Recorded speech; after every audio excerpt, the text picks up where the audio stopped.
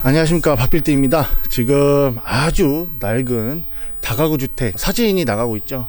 작년에 13억 3천에 매입한 단독 다가구 주택입니다. 근데 이 단독 다가구가 리모델링을 통해서 지금 23억 원에 거래가 됐는데요. 자, 과거의 모습과 지금 현재의 모습은 어떻게 바뀌어 있을까? 자, 공개합니다. 자, 눈앞에 보이시는 이 건물인데요. 자, 1층에는 바, 2층에는 네일아트, 3층에는 플라워, 4층에는 애견 간식. 자, 옥상에 루프탑 형성되어 있는 5층은 파티룸으로 해서 총 5개 층을 임대 수익하는 올근생 건물로 바뀌었습니다. 자, 전체 단독 다가구로 용도 변경을 했고요.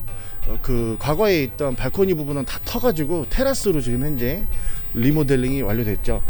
총 매입비 13억 3천만 원, 취득세 8천만 원, 주택을 근생으로 용도 변경하고 거기서 뭐 이제 취득세 또 부가적으로 나간 게 있는데 토탈에서 한 8천만 원 잡혔고요.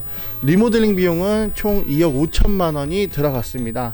아무래도 시설이 노후되다 보니까 방수공사, 그다음에 철골 보강공사, 그 노후된 몰딩 부분 싹 철거를 해서 노출 콘크리트로 인테리어를 해서 총 2억 5천만 원이 들었는데, 자, 모든 임차가 끝났습니다. 7,500만 원 보증금에 월차임 560만 원, 관리비 별도 15만 원으로 임차 구성이 끝났습니다. 그래서 총 23억 원에 거래가 됐는데요.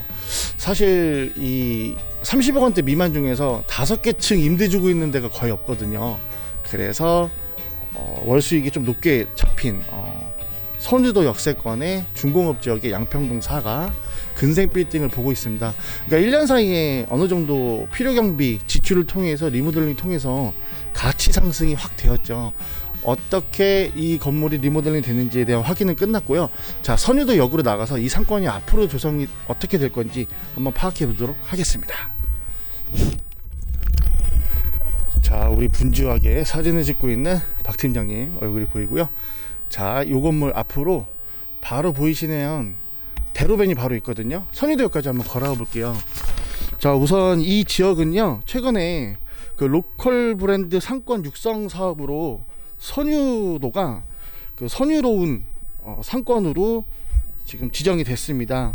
서울시에서 장충단길, 중구, 한마르트, 마포, 선유도, 양평동, 오류, 버들, 구로, 양재천길, 서초, 이 5개 지역을 30억 원씩 각각 예산을 배정을 해서 청년이 창업을 할 경우, 로컬 브랜드로 창업을 할 경우 3천만 원의 비용 보조를 통해서 2024년까지 서울시에서 뜨는 상권으로 지금 밀어주고 있는 지역이다 라고 볼 수가 있겠고요. 자, 선유도역으로 빨리 걸어가 보도록 하겠습니다. 네, 지금 저는 선유도역에 나와 있습니다. 도보로 한 2, 3분 정도 소재한 곳이 방금 추천드린 꼬마 빌딩인데요. 뭐 매각이 돼서 괜찮은 물건이다, 내가 살 수 있었을 텐데 아쉬운 부분보다는 요렇게 주변 상권 분석이랑 물건을 어떻게 리모델링이나 증축을 통해서 가치를 실현시킬지 분석을 통하면은 좀 건물을 좀 싸게 매입할 수 있거든요. 사무실에 가서 최종적으로 내용 정리를 해드릴 텐데, 우선은 선유도 역세권에 이렇게 IS 비지타워나 롯데 홈쇼핑, 롯데 제과, 그리고 그 밖에 지식산업센터가 이렇게 계속 들어오고 있어요. 아시다시피 성수동 같은 경우에도 최근 2, 3년 동안에 지식산업센터가 한 70기 정도가 입주를 하면서 주 5일은 직장인이, 그리고 주말 같은 경우에는 관광 수요가 들어오면서 주 7회 상권이 됐죠. 그러면서 평당 임대료가 많이 올라간 게 성수동인데, 그 선유도역은요, 제2의 성수동이라고 보시면 좋을 것 같아요. 그래서 이 일대에 직장인 수요도 많고 거주 수요도 많고, 최근에는 선유도 일대 특별계획구역으로 지정돼서 또 랜드마크 개발도 예정돼 있고, 지하철역에서 내리면 이렇게 카페 거리가 형성돼 있습니다. 자, 바로 요 앞으로 나가면 한강이죠. 한강공원 끼고 있기 때문에 또 주말에 또 젊은 데이트 코스로 뜨고 있고, 저 앞에 또 지식산업센터 들어왔죠. 중공업 지역에 지식산업센터가 많이 들어옵니다. 바로 요 뒤쪽이 보시면 저렇게 이제 오피스텔도 계속 들어오고 있기 때문에 거주 수요도 계속 증가되고 있고요. 자, 요 정도면은 선유도 일대 한 바퀴, 반 바퀴 정도는 돌았는데요. 제가 또 사무실로 들어가서 건물을 투자하는 방법에 대해서 한번 설명해 드리겠습니다. 네, 저는 다시 사무실로 복귀했습니다. 이제 PPT를 놓고서 최종 정리를 간결하게 해드릴게요. 자, 초반에 영상 도입부에 사진을 보았다시피 이 건물은 단독 다가구 주택으로 되어 있었고 임차 수익이 별로 안 되는 노후 주택이었는데요. 이 매물을 13억 3천만 원에 21년 6월 달에 떠왔습니다. 떠왔다는 표현이 좀 적당한 것 같고요. 이 건물을 방수공사와 그 다음에 철골 보강공사, 그 다음에 노후되어 있는 천장 몰딩이나 이런 부분을 싹 철거하는 조건으로 한 2억 원 정도 리모델링 비용이 투자가 돼서 7,500에 560만 원 월차임이 나오게끔 세팅을 했고 결과적으로 23억 원에 매각을 했습니다. 수익률적인 환원 분석법으로 본다면 25억짜리는 한 600 정도 월차임 나온다고 보시면 되고요. 30억짜리가 한 1,000만 원 정도 나온다고 보시면 되고, 뭐 35억짜리가 뭐 한 1,200, 요 정도 수익률 떨어지는 게 서울의 이 수익률인데요.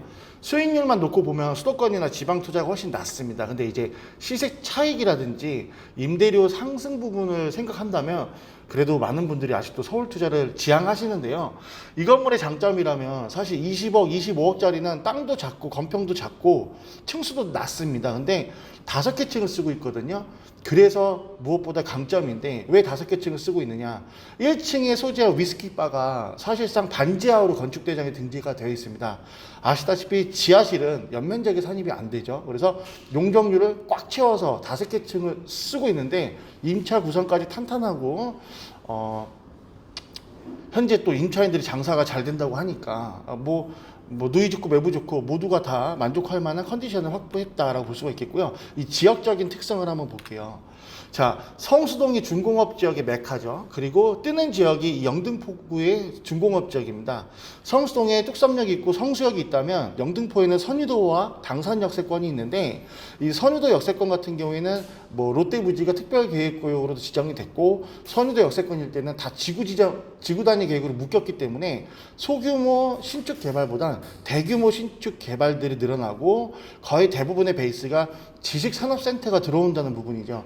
성수동이 핫해진 거는 최근 2, 3년 동안에 앞서서 말씀드렸지만 지식산업센터가 총 70군데가 이상이 들어와서 주 5일이 직장 수요로 탄탄하고 주말에는 한강 끼고 있어서 그 서울숲이라든지 이런 부분이 있어서 관광 수요가 유입이 되면서 주 7일 상권이 되었기 때문에 평당 임대료가 폭등한 거거든요.